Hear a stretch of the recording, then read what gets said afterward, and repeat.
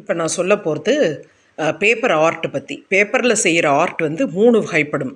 ஒன்று வந்து ஓரிகாமி, அடுத்தது வந்து பேப்பர் குவில்லிங், அப்புறம் பேப்பர் குவெஸ்டிங்.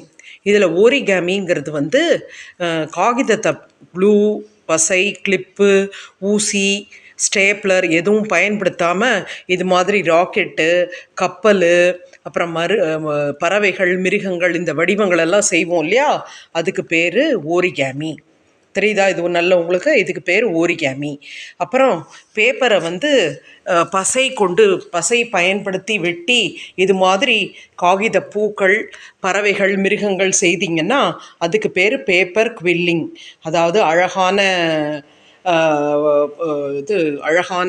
ஃப்ளவர்ஸு, அப்புறமா வந்து பறவைகள், மிருகங்கள் இதெல்லாம் செய்வோம் இல்லையா, இதுக்கு பேர் பேப்பர் குவில்லிங். அடுத்தது வந்து பேப்பர் குவெஸ்டிங்.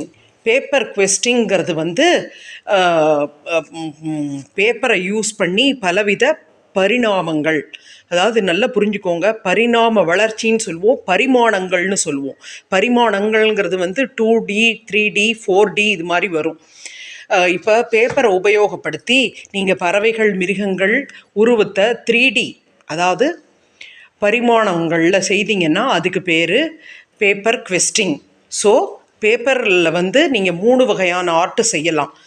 ஸ்டேப்லர் பின்னு எதுவும் பயன்படுத்தாமல், க்ளூ எதுவும் பயன்படுத்தாமல், பேப்பர் பின்னு, க்ளூ இதெல்லாம் பயன்படுத்தி அதுக்கப்புறம் வந்து 3D ஃபார்மெட்டில் செய்யலாம். நான் வந்து 3D ஃபார்மெட்டில் பெயிண்ட் பண்ண பெயிண்டிங் ஏற்கனவே உங்களுக்கு காமிச்சிருக்கேன்.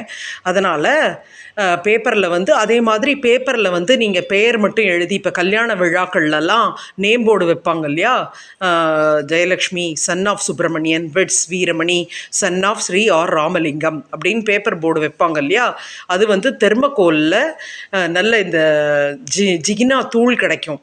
பசையை ஒட்டிட்டு அந்த ஜிகினா தூளை மேலாப்பில் தடவிட்டு வச்சிங்கன்னா ரொம்ப பார்வையாக இருக்கும். அதே மாதிரி சின்ன ஜிகினா இது சாரீஸ்லலாம் ஜிகினா இருக்கும் இல்லையா, சம்கின்னு சொல்லுவாங்க, அந்த சம்கியை வச்சு நீங்கள் சின்ன பேப்பரில் க்ளூ வச்சும் பேரை ஒட்டலாம். இல்லைன்னா பெல் பின்ஸ் இருக்கு இல்லையா, அந்த பெல் பின்ஸை வச்சு நல்ல சார்ட் பேப்பரில் அந்த சம்கியை வந்து நீங்கள் அந்த பெல் பின்ஸை யூஸ் பண்ணி நீங்கள் பேர் எழுதி அது மேலே குத்திட்டே வரலாம். ஸோ நீங்கள் வந்து உங்கள் இமேஜினேஷனை தான் நீங்கள் எல்லா இடத்துலையும் காமிக்கணும். அந்த பேருக்கு பக்கத்தில் 2 சின்ன பூக்கள் வரையலாம், இல்லை அழகான பறவைகளோட படங்களை வரையலாம். ஸோ எந்த விஷயத்துலையுமே உங்கள் இமேஜினேஷன் அழகாக்கும்.